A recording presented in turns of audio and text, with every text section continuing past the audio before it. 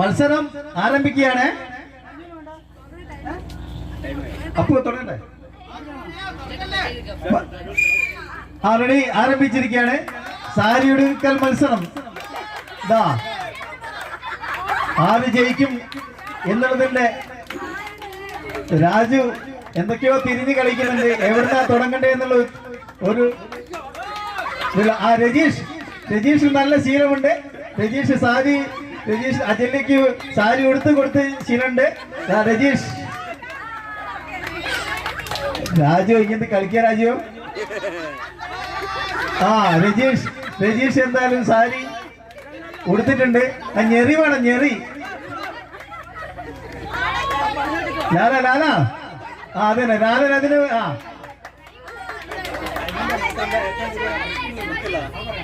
വൃത്തിയും വെടുപ്പും വേണേ, അല്ലാണ്ട് എങ്ങനെയെങ്കിലും വാലാക്കോല സാരി ഉടുക്കരുത്. ഞെറി വേണം, ഞെറി.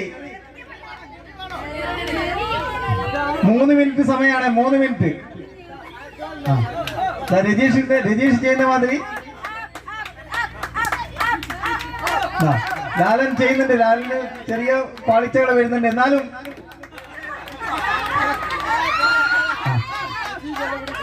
ഷാജി നല്ല അനുഭവ സമ്പത്തുണ്ട് ഷാജിക്ക്. എന്തായാലും നല്ല രാജു ഏകദേശം അതാ രാജു വീണ്ടും സാരി അഴിച്ച ശീലമാണ്.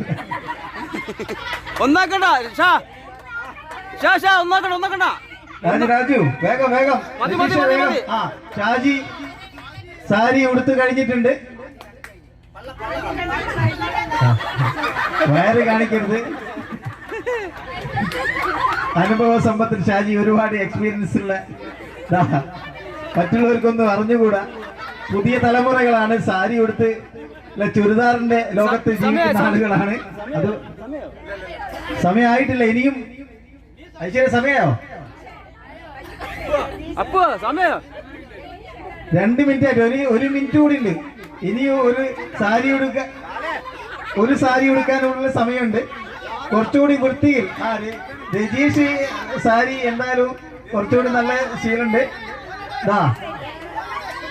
രജീഷ് സാരി ഉടുത്ത് നടക്കണേ, കാല് തടഞ്ഞു വീഴരുത്.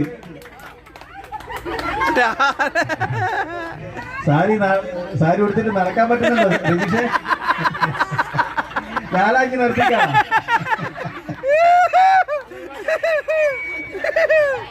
പാലോറമല കൂട്ടായ്മയുടെ ഓണാഘോഷ പരിപാടി അതിന്റെ പരിസമാപ്തിയിലേക്ക്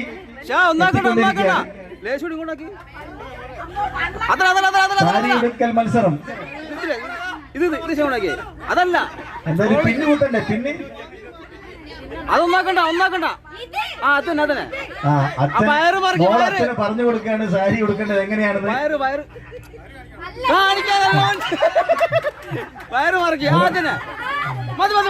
മതി. ആടെ പിടിച്ചോ. ഒന്നാക്കണ്ട. മത്സരം അവസാനിച്ചിരിക്കുകയാണ്. ജഡ്ജസ് ആരാണ് നല്ല രീതിയിൽ സാരി കൊടുത്തത്?